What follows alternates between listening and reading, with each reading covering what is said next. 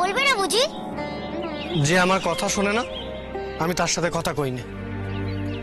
এমন বাঁধনে বাঁধবো না তোমায়, দেখবে আর কখনো ছাড়াতে পারবে না।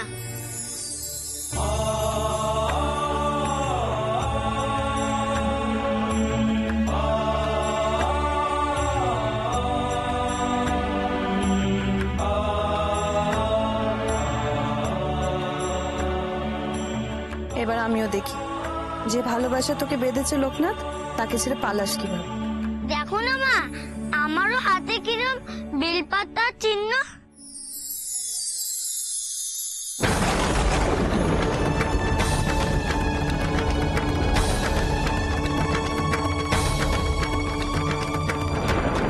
কই দেখি। ফের ওর কথায় তুই মেতে যাচ্ছিস? যা ঘর যা, গিয়ে নিজের কাজ কর, যা চলে যা। আরে আবার কি হলো? হ্যাঁ, কি আবার দুজন ওপর যাচ্ছ কেন? দেখুন না আপনার ছেলের কাণ্ড। ও ওই লোকনাথের কাছ থেকে যত আজে বাজে ব্যাপার শিখে আসছে, আর এইখানে এসে নিজের বিদ্যের বুলি আওড়াচ্ছে। শুনুন না, বলে কি ওর হাতে নাকি বেল পাতার চিহ্ন আছে। আছেই তো, দেখো।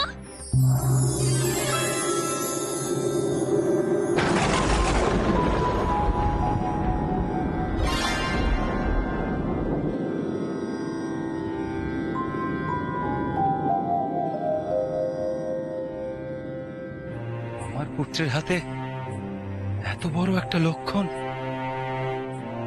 খেয়াল করে নিয়ে এতদিন তো সন্ন্যাস যুগের চিহ্ন। জানো বাবা, আমাকে লোকনাথ বলেছে আমরা দুজন মিলে বড় হয়ে সন্ন্যাসী হব।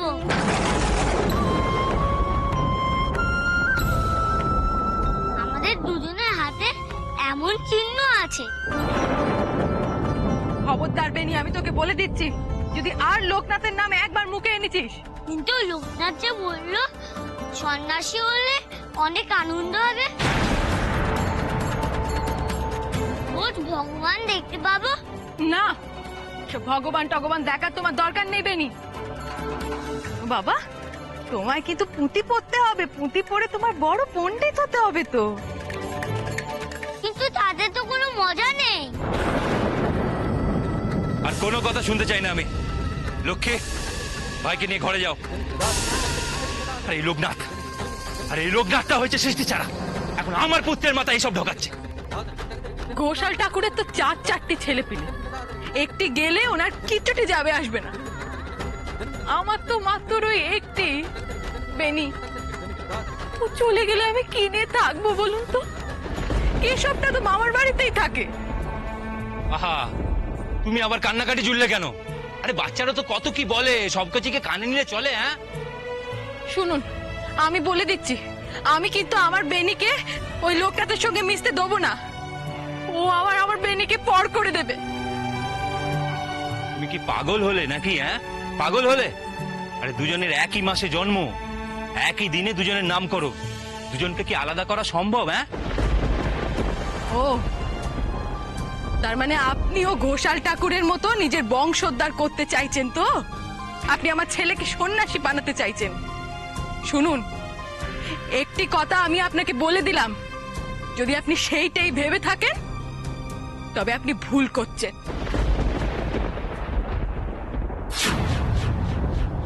না, আমি কোন রকম কোনো ভুল করছি না। আগে গাজনের উৎসব, তারপর নবাবের কর মেটাবো। আমি জানি না আপনি কেন বুঝতে চাইছেন না। নবাবের লোক যদি ততদিন অপেক্ষা করতে না চায় তখন? আচ্ছা, তোমরা কেন আমার উপরে ভরসা রাখতে পারছো না সেটা একবার বলতে পারো? তার একটাই কারণ, যেভাবে ঠান্ডা গলায় হুমকি দিয়ে গেল। আচ্ছা বলুন তো, ওই মারাঠা বর্গীরা যদি আপনার জমিদারিতে হানা দিয়ে আপনার প্রজাদের উপর অত্যাচার করে, কে তাদের রক্ষা করবে? আর তাছাড়া নবাব তো কোনো ভুল কারণে টাকাটা চাননি, এই টাকাটা তো আমাদেরই কাজে লাগাবেন। কে বলতে পারে এই বর্গীরাই একদিন আমাদের উপর হামলা করবে না? না ছোট বউ, ওদের চালটা বুঝতে আমার কিছুই বাকি নেই। কি বলছিস তুই নিশি? উড়ে এসে জুড়ে বসতে চাইছে? আমাদের পূর্বপুরুষের সম্পত্তি দখল করে নেবে ওরা? নিশি, আমি নিশিকান্ত রায় যতদিন থাকবো সেটা কিছুতেই সম্ভব নয়। বলি কতটুকু ক্ষমতা আপনার? পারবেন তো নবাবের সঙ্গে লড়াই করতে? প্রজাদের বাঁচাতে আমাকে যদি শয়তানের সাথেও লড়তে হয়, সে লড়াই করতে আমি প্রস্তুত। কিন্তু আমি আমার রাজধর্ম পালনে কখনোই বিরত থাকবো না। দরকার হলে আমি অন্য ব্যবস্থা নেব। তা শুনি, আপনার অন্য ব্যবস্থাটা কি? ছোট বর্ষা শব্দে আমাকে অপেক্ষা করতে হবে, তারপরেই আবার ফসল ফুলবে। প্রজারা তাদের সমস্ত কর মিটিয়ে দেবে, আর সেই কর থেকে নবাবের খাজনা দেওয়াটা খুব একটা কঠিন কাজ হবে না। আর যদি সেটা না হয়, ধরুন বর্ষা এবার সেভাবে এলোই না, ফসল ভালো হলো না, তখন? বড় বউ, ঈশ্বরের প্রতি আমি এখন যেরকম ভরসা রাখি, তখনও ঠিক এইভাবেই আমার ঈশ্বরের প্রতি আমি ভরসা রাখবো।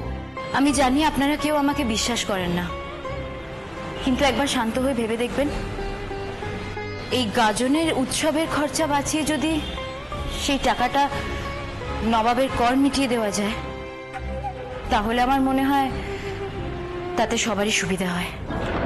ছোট বউ, এ তুমি কি কথা বলছো? গাজনের পুজো কি আমাদের আজকের?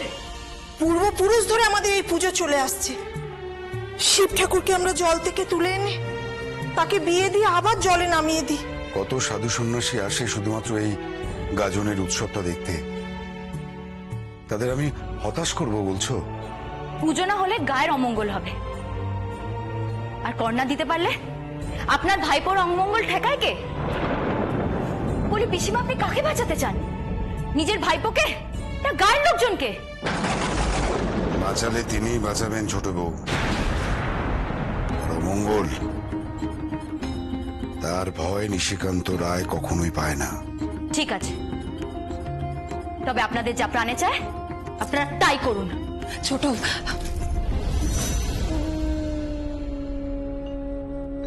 কি হবে পিসিমা? আমি তো কোনো উপায় দেখছি না। বৌমা, দেখলে না নিশিকান্ত কি বলে গেল? ভরসা রাখো মা, যা করবেন আমাদের জাগ্রত শিব ঠাকুরই করবেন। জয় শিব শম্ভু, জয় শিব শম্ভু। রক্ষা করো বাবা, তুমি রক্ষা করো। কি মুশকিল দেখো তো, তো মহা জ্বালাতনে পড়লাম। কোথায় যেতে হবে সেসব কিচ্ছু বলছে না, শুধু হাত ধরে টানছে আর বলছে চলো চলো। কোথায় যেতে হবে সেটা বলবি তো। তুমি জানো না, ঘরে ঘরে আবার সেই ঘোষপ্যাঁচড়া রোগ হয়েছে গো। চলো পথ্যি দিয়ে আসবে, চলো, তোমার পথ্যি দিয়েই তো সব সেরে যাবে। হ্যাঁ, এখন আমি গায়ে ঘুরে ঘুরে সবার বাড়িতে পত্তি দিয়ে বেড়াই, আমার তো আর কোনো কাজ নেই। আর বলিহারি যাই বাবা তোকেও। তুই কি এই পুরো গায়ের লোকে ঠিকে নিয়ে বসে আছিস নাকি লোকনাথ? যা যা, বাড়ি যা, বাড়ি যা, বাড়ি যা, বাড়ি যা, এখন বাড়ি যা। বলি বিপদের দিনে মানুষ মানুষের পাশে দাঁড়াবে না তো কে দাঁড়াবে? জঙ্গল থেকে বাঘ ভাল্লুক এসে দাঁড়াবে নাকি? চলো চলো, দেরি হয়ে যাচ্ছে যে। এ তো মহা জ্বালা হলো দেখছি। এক রত্তি ছেলে মাথায় শিবের মতো জটা নিয়ে সারা গায়ের লোকের মাথায় শিব হয়ে বসে আছে। আছি তো, সবাই আমাকে কত ভালোবাসে, আর তাদের উপর আমার কি কোনো কর্তব্য নেই?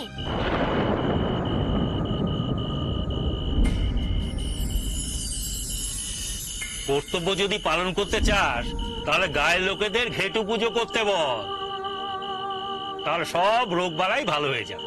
ওই গায়ে প্রতিটা ঘরে ঘরে ঘুরে বেড়ানোর মতো সামর্থ্য আমার নেই বাবা। সে আবার ঠাকুর মশাইদের মতন কথা বলছো? তোমাকে বলেছি না তুমি কবরেজ মশাই, ঠাকুর মশাই নাও, যে ঠাকুর মশাইদের মতন পুজোর বিধান দিচ্ছ। পুজোতে কখনো রোগ সারে না গো। এ কথা তুমি ওদের বোঝাবে না তো কে বোঝাবে শুনি? উফ, তোর সঙ্গে কথার লড়াইতে পেরে ওঠার সাধ্য আমার নেই বাবা। তবে এখনো বসে আছো কেন গো? এক্ষুনি চলো, কত ঘরে ঘরে পড়তে দিতে হবে যে। সবাই যে রোগে পড়ে আছে গো, তাদের বাঁচাতে হবে না? না গেলে এই দেখেছো তো আমার জটা, এক্ষুনি ভোলানাথের মতন তাণ্ডব শুরু করে দেব। ও বাবা, এ তো শুধু কথা নয়, আবার ভয়ও দেখায়। না বাবা না, তুই আবার কি করতে কি করে বসবি, ওসবের মধ্যে আমি নেই। চল চল বাবা, তোর সঙ্গে ঘুরে ঘুরে গায়ে রুগী দেখে বেড়াই। চল, তোর সঙ্গে পেরে উঠবে এর সাধ্যি স্বয়ং ভোলানাথেরও নেই। চল নে নে, চল চল চল চল, দেখে আসি কোথায় কি দেখতে হবে। চল চল চল চল। আকাশের কোণে মেঘ সরে যায়, জাগলে চন্দ্রশেখর। এইভাবে শ্রীকৃষ্ণ বকাসুরের হাত থেকে ব্রজবাসীকে রক্ষা করেছিলেন। তাই তো ব্রজবাসীরা শ্রীকৃষ্ণকে ভগবান রূপে পুজো করতো। এসব কি সত্যি রে ভাই? সত্যি না তো কি? তুই না হলে এইসব কি পুঁথিতে লেখা হতো? তোর পুঁথিতে আর কি কি লেখা আছে রে? পুঁথিতে বলেছে যখনই পৃথিবীতে দুষ্টের শাসন বাড়বে, তখনই ভগবান অবতার রূপে পৃথিবীতে আসবে আমাদেরকে বাঁচাতে। বেনি, এই বেনি, বেনি, বেনি, এই বেনি।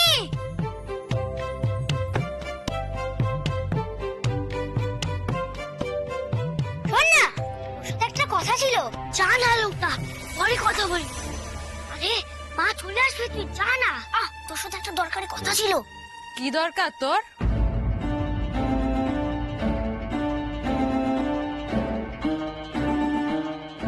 বেনিকে তুই একদম বিরক্ত করতে আসবি না, বলে দিচ্ছি।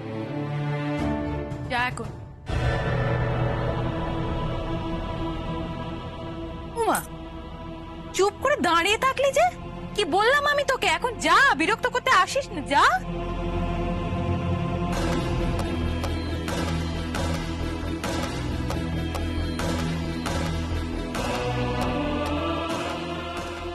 লোকনাথ দাদা,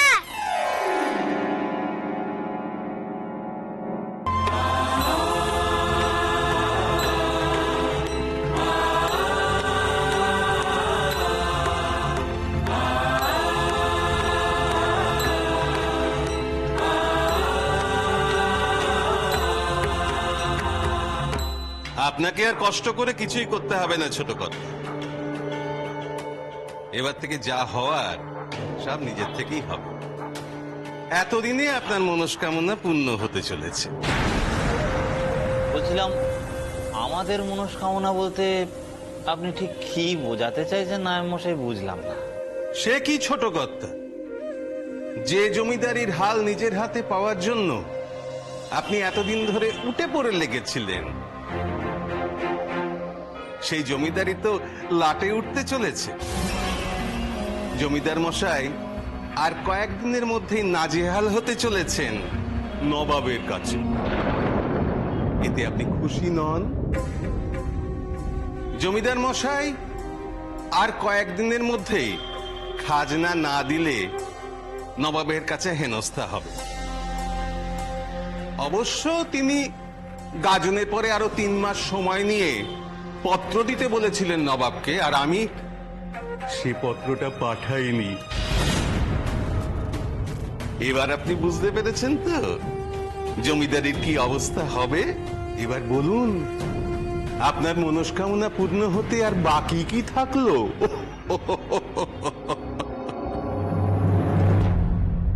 বলছিলাম, একটা কাজ বাকি আছে নায়েব মশাই। কি কাজ?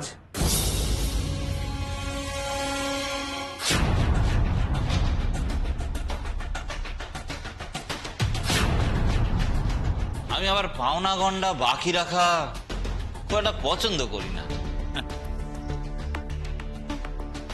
আপনার উপহারটা।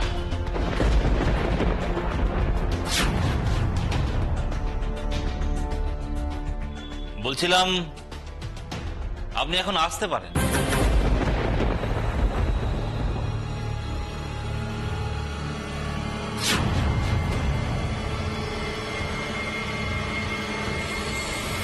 বলি, আপনার কি বুদ্ধিশুদ্ধি লোক পেতে চলেছে? এদিকে তো জমিদারি লাটে উঠতে বসেছে, আর আপনি আপনি ডান খয়রাতির বাজার খুলে বসেছেন এখানে? সে কি? আজ এত বড় একটা আনন্দের দিন, আমাদের দুজনের এতদিনের মনস্কামনা পূর্ণ হতে চলেছে। বলছিলাম এইটুকু দান বকশিস না দিলে কি চলে? আনন্দ? তা কিসের আনন্দ শুনি? আমার দাদা পথের ভিখারি হচ্ছে, এরপর এরপর কোথায় ঠাঁই হবে তা একবারও চিন্তা করেছেন আপনি? বলছিলাম ঠাঁইয়ের চিন্তা তোমার দাদা করুন, সে নিয়ে আমাদের ভাবতে হবে না। যে জমিদারি তোমার দাদার হাত থেকে বেরিয়ে যাচ্ছে সে তো আমাদের হাতেই আসবে। নায়েবের সাথেই হোক বা নবাবের সাথে, এরপরে যা রফা করার সে তো আমি করব। মাধবী, তোমার এতদিনের স্বপ্ন আমাদের ছেলেকে জমিদারি সিংহাসনে না বসিয়ে আমি নিশ্চিন্ত হই কি করে? হ্যাঁ, বলছিলাম এবার দেখি কোন শিব এসে তোমার দাদার জমিদারি বাঁচাতে সাহায্য করে। খুব সাহস পেরে গেছে না তোর বেনি? আমি বলছি ওকে এখান থেকে চলে যেতে, আর তুই কিনা বলছিস ওকে দাঁড়াতে। হ্যাঁ, ও আমার বন্ধু। আজ যদি তুমি এখান থেকে ওকে তাড়িয়ে যাও, তাহলে আমিও এই বাড়ি ছেড়ে চলে যাবো। খুব মুখে মুখে কথা হয়ে গেছে না তোমার বেনি? ওর সঙ্গে মিশে মিশে এগুলো শিখছো? দাঁড়া দাঁড়া, তোকে আমি দেখাচ্ছি, দাঁড়া। না মা, ভাইকে মেরো না। তুই চুপ কর, আয়। না কাকি, ওকে মেরো না। কেন মারবো না ওকে আমি? তোর সঙ্গে মিশে মিশে এরকম নষ্ট হয়ে যাচ্ছে। দেখ, ওকে আজকে শাস্তি পেতেই। তবে আমাকে মারো, শাস্তি দাও।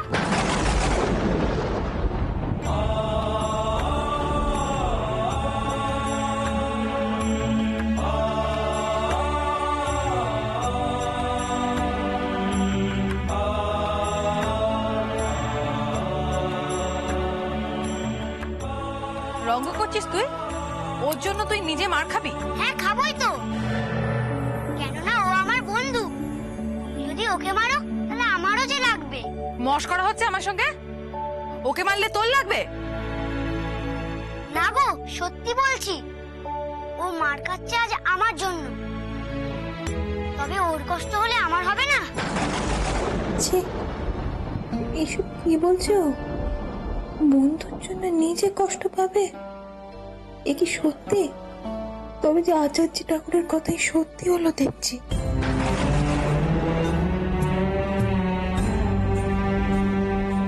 ছি ছি ছি, এ আমি কি করতে যাচ্ছিলাম? এত বড় মনের ছেলেকে আমার ছেলে শত্রু ভাবছিলাম। ক্ষমা করো ঠাকুর, ক্ষমা করো।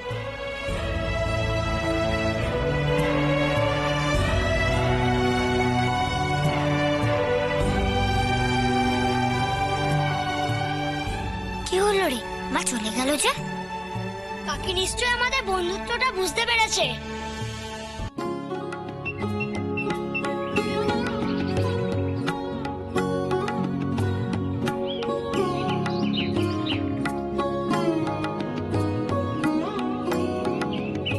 ওখানে রাখো। ফলের ডালিটা নিয়ে আসো। আরে প্রদীপটা গেল কোথায়?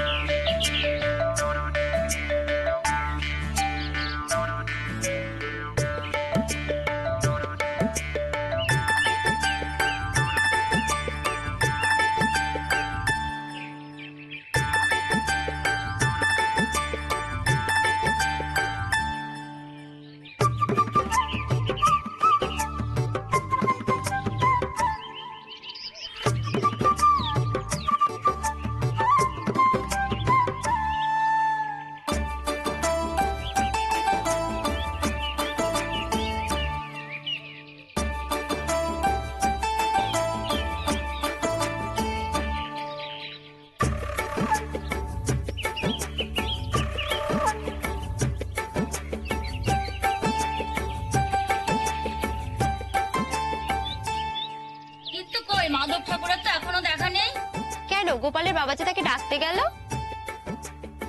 পুরো তো টিকিটাই দেখতে পাচ্ছি না। এরপর পুজো শুরু করতে দেরি হয়ে যাবে যে। সত্যি মাধব কাকা যে কখন আসবেন? পুজোটা হয়ে গেলে প্রসাদটা খাবো। তোর শুধু খালি খাই খাই খাই খাই। তারা আগে পুজোটা হোক, তারপরে লাঠি দিয়ে হাড়িটা ভেঙে তারপরে তো প্রসাদ খাবি। দাঁড়া, আসল মজা তো আমি দেখাবো।